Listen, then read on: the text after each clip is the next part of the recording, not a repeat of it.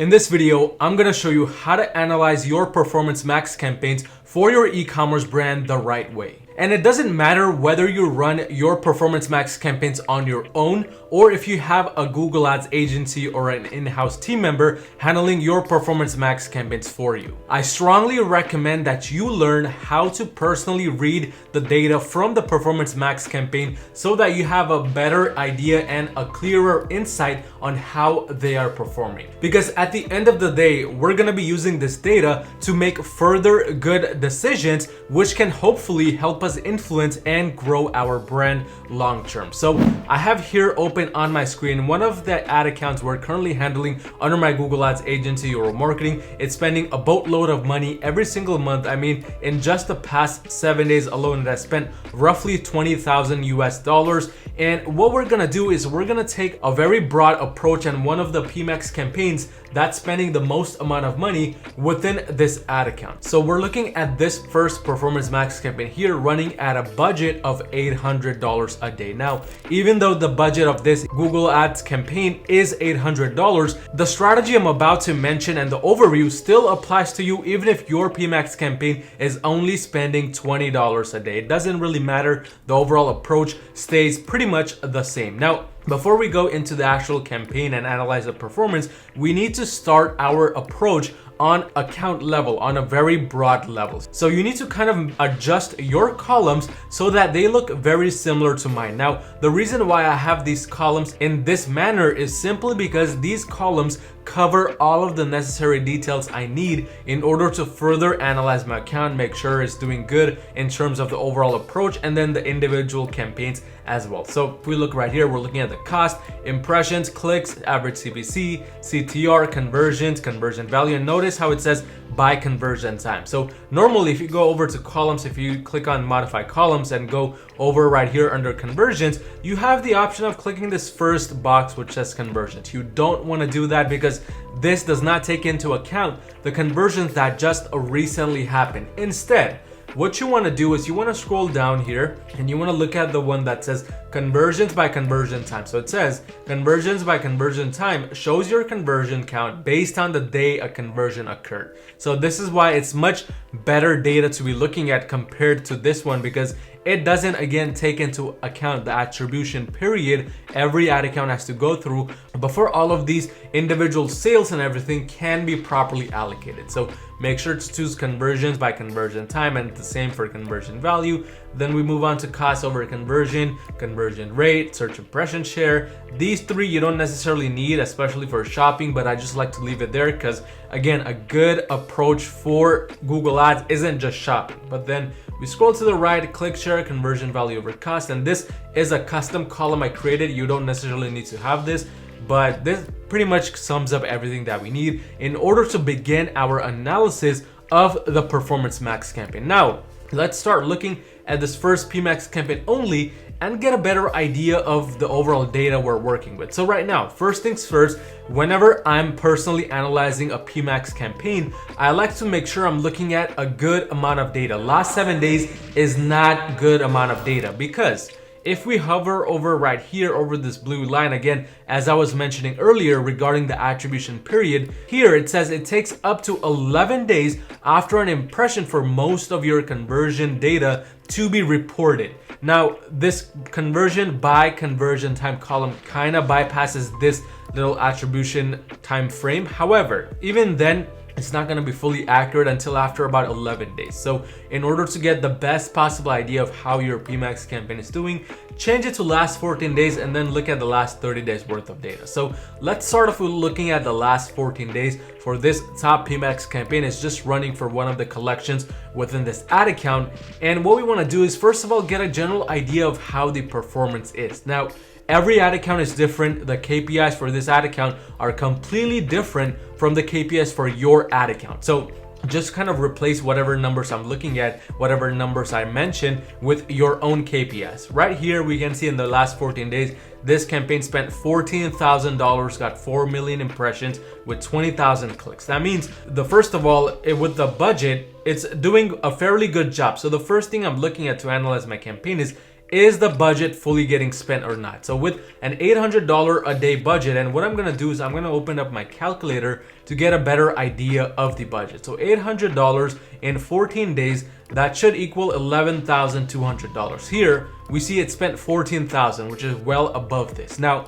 keep in mind, on a monthly level, this campaign is not gonna spend over its budget. So for example, in 800 into 30 days, that's about $24,000. So on a monthly basis, this campaign will not spend over $24,000. However, on a weekly, daily basis, it can overspend, hence why it spent over the daily budget. So as we can see again, it was supposed to spend $11,000, but it spent $14,000. That's completely fine. And that's the first step of our analysis, which is to figure out, is our campaign spending the full amount or not? In this case, obviously it is. So there is no issue in terms of the search volume of the products within this campaign getting limited, or maybe the bid is too low, maybe the target ROAS is too low. Those are the things I'm trying to analyze when I'm looking at the cost of my PMax campaign. Obviously, that's not an issue here because this is spending over the budget. Next thing we look at is the CTR. Now, CTR, it's gonna depend per ad account. Some CTRs will be extremely low, some will be extremely high.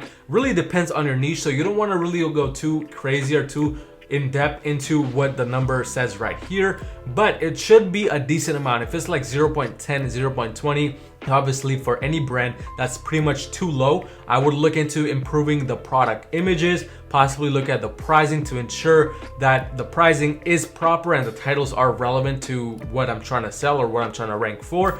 And also look at if it's profitable or not, because if the 0.10% CTR is profitable, which it's gonna be very hard to do that. But if it is profitable for some reason, then I wouldn't really worry too much about CTR. In this case, 0.52, this is on the borderline of profitability right here. This is a more accurate number for ROAS than this one. So the break even for this brand, for shopping at least, is 1.7. So this is above break even, which is doing just fine.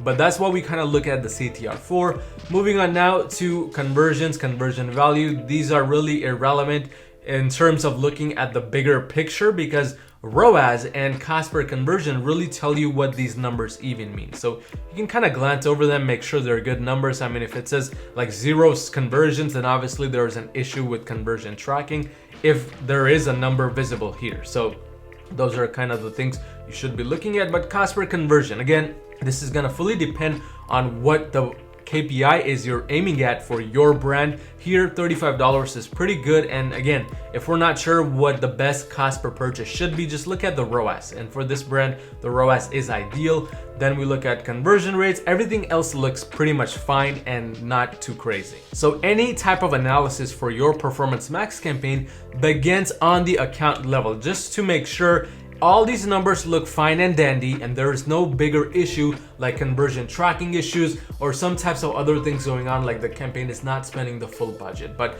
once we have kind of determined all of those things, then we move inside the campaign and we take a better look at everything that we see. Now, there's a lot of things you probably won't see here, and that's because of security reasons. I don't want to give away this brand, but let's start off by taking a look at what kinds of tabs right here on the left you should be focusing on versus what you should not really pay too much attention to. So what should you be looking at? I like to look at overall the insight section, asset group section, listing groups, assets, products, settings, and change history and experiments. That's pretty much really all I look at within a PMax campaign. Whatever I did not mention, you don't necessarily need to look into because it's not gonna be the best use of your time. Now, let's start off by looking at the insight section. So within the insight section, notice how I just kind of glanced over recommendations. That's because within recommendations, it's pretty much the same thing as this notification tab right here, just telling you a lot of stuff that you should be doing. But in reality, we all know listening to Google Ads is just like hitting your toes with a hammer.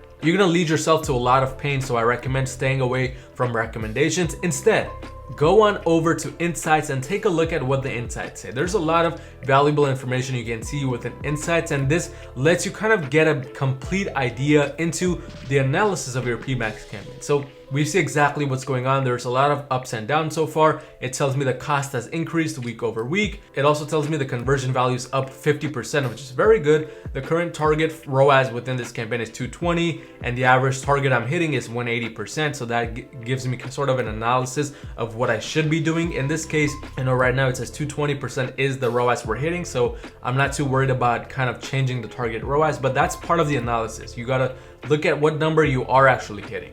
Conversions are up, everything is looking good and improving. Even though the cost is going up, so is the conversion value and conversion. So that's what really matters.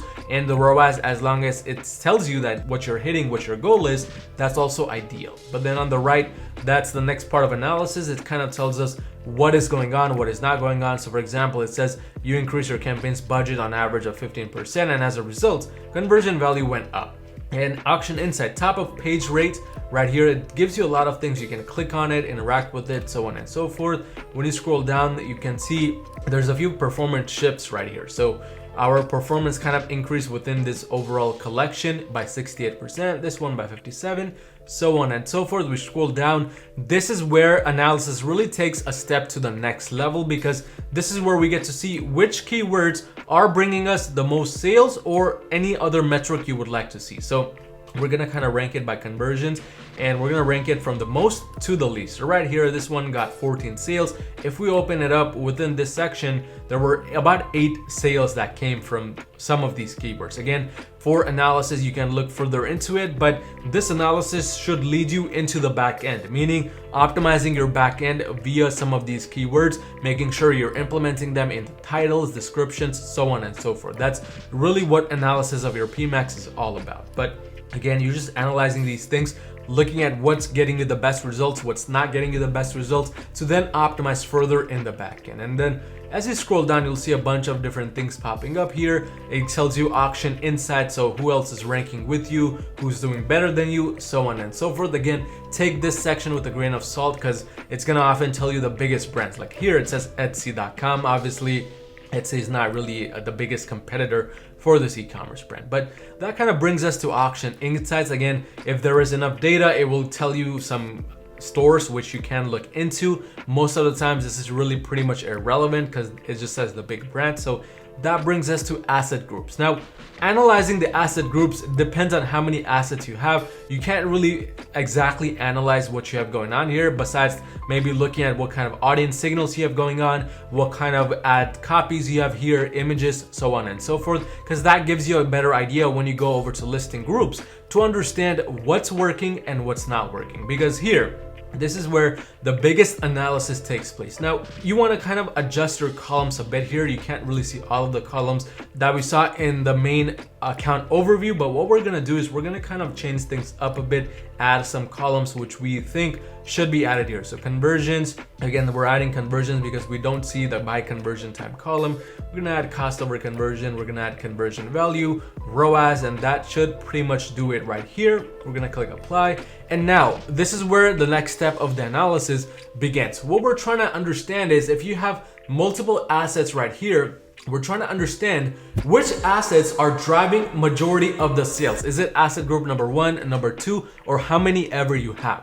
And the best way to look at it is just by looking at whatever assets you have going on here. Now, obviously, we only have one asset group running here. That's why we can see data for only one asset group. But let's say the second asset group was also running and there was some data here. Then we could analyze between both of these, which one is spending the most money, which one has the higher CPC or the lower CPC, and ultimately, which one is the most profitable. When you're analyzing your PMax campaigns, profitability is the number one thing you should be paying attention to, because at the end of the day, you can't take your CTR to the bank, you can't take the average CPC to the bank, you can only take the profitability, the ROAS, to the bank. So keeping that in mind, that's how we want to analyze our PMax campaigns. Whatever is the most profitable, we simply let that run, and then we run the one that's not profitable, maybe in its own performance max campaign, or maybe you can shut it off completely. That's entirely up to you, but we're looking at these two things, or whatever asset groups you have running, so that we get a better idea of what is the most profitable asset group within your Performance Max campaign. This is where majority of the analysis should take place. Then we move on to assets. Now this is where we really get to look at the nitty-gritty details. So for example, if we look right here, we can add only a few basic columns in. There's not a lot of things we can add, but regardless, at any given time, you can definitely still figure out what's running within each individual ad copy if there's too much stuff going on. Like personally, I feel there's just way too many structured snippets and too many just individual ad copies, buttons to click that are going on. So what I might potentially do if the results aren't there is to disable some of these, just to turn them off completely so that the PMax campaign has less variability. Because keep in mind, the more assets that you add within your PMax campaign, the more variability there will be within that PMax, and that just means a lot of extra testing will go on. So essentially, we want to kind of only leave the most important ones running and everything else just turn off. But that brings us to the product side of things. Now, within products, the analysis stays pretty much the same. We're still looking at what is the most profitable, what is not the most profitable, and what I'm gonna do is I'm gonna add a few more important columns in so we get a better view of everything and see what is working the best and what is not working the best. So once I've added that in, we're gonna move on to the right side of the screen just to get a better idea. So right here, I like to look at the last 14 to 30 days worth of data, look at what kind of product is spending the most money, what is not spending the most money. We can see this top product is spending the most money. It is profitable, it's on the verge of profitability, but it's a clear winning product for this e-commerce brand. On the other hand, this product is running at a 0.88 XROAS, 5 sales at $330 ad spend. And we can see that that's possibly not really the most ideal number that we want to be at, because our cost per conversion is $64. So after doing an analysis, we found out that maybe this is a product that needs to be disabled completely, that needs to be excluded, so our PMax campaign can perform a bit better. So that's kind of what you're analyzing for within the product section of any PMax. The strategy of analysis within a PMax and standard shopping or Google shopping campaign is pretty much the same. We want to keep our main KPIs in account when we're doing the full analysis, understand what is working the best and what is not working the best, so we can shut off those things not doing well and give room for the things doing well to perform even better. So that's essentially what we're doing within the PMax campaign. Again, our analysis for the products is mostly relevant to the ROAS and the cost per conversion. Now, if it hasn't spent enough money, like for example, if you scroll down right here, we see this product is $131 and only spent $33 with 0 sales. That does not mean we turn it off because it spent $33. We only turn that product off excluded if it crosses our profit margins without a sale. So if the profit margin here was only $30, then I would probably exclude it. But if it's $50, $40, I would let this product run a little bit longer, even though it got 61 clicks, even though there's 10,000 impressions. So it really depends on what your KPIs are, but that's the general things that you should be looking at when doing an analysis of your PMax campaign to ensure that it's running properly. Now we move on to the setting side of things. Within settings, you really don't have much to change in terms of the analysis, but what you want to do is you want to ensure that all of the settings chosen for your PMax campaign here are properly set up and properly chosen. So right here, first of all, I do like to double check my PMaxes to make sure they're running at number one, the right budget. So $800 is what we want here. Number two, the right bidding. Now, this is what we have set here on purpose. So that's essentially what it's running at and which is what we want. Third thing I look at is the account goals. Believe it or not, a lot of the times I'm auditing a lot of e-commerce brands where they have a bunch of goals chosen here for some reason. Now, the most kind of probable cause as to why they have so many goals chosen here is because whoever was making that PMax campaign failed to set it up properly. As a result, within the account goal settings, they chose multiple different goals. Or maybe just the account is working off of multiple goals. There's multiple primary conversion actions at the moment running, but that's what you want to check. Make sure only one goal, whether it's purchase or whatever else for your brand. For us, it's purchase here, so we just want to make sure it's running on that goal. Then we scroll down to location, make sure there's only one country chosen, and then location option. You can either choose the first one or the second one. I really like to go with the second circle nowadays, but a lot of brands do just fine with the first option as well. So that's entirely up to you. For language, you can choose just one language. Here, for some reason, there's multiple different languages chosen, but that's really kind of irrelevant, because at the end of the day, if your product titles and your website is in English, that's where majority of the budget will go to anyway. So that's essentially what I like to analyze. Within the settings section, make sure everything's properly set up, and then change history. I do like to analyze this part just to get a better idea of if there's somebody changing things that I'm not aware of, like a team member, or if I personally changed something accidentally and completely forgot about it. You won't believe how many e-commerce brands I audit where somebody accidentally changed something and then the results completely tanked, and they're wondering why they're not getting any sales anymore. So you want to kind of keep a good track of the change history. This brings us finally to experiments. Now, if you have any experiments going on, this is where you can analyze a lot of things. For this campaign, we don't have experiments going on, but I do recommend, once you get decent results with your PMax, that you start experimenting, try different text stats, video experiments, custom experiments, even if you want to take things up a notch, performance max experiments, so on and so forth. But after you start kind of experimenting things, you do want to analyze this section to see what results are coming in. But that's essentially all of the different things I'm analyzing within a Performance Max campaign. Now, optimizing your Performance Max campaign really only works the best if you have launched it the right way. So what I want you to do is I want you to click this video right here on the right side of your screen to watch my 7 new Google Ads strategies for the year of 2023, which can help you then start getting those PMax campaigns running profitably. But if you're doing $40,000 or more per month in revenue, you need just a little bit of extra help scaling your brand to the next level. Go onto my website at yourmarketing.com and book a free call with me to see how we can possibly make that happen and work together.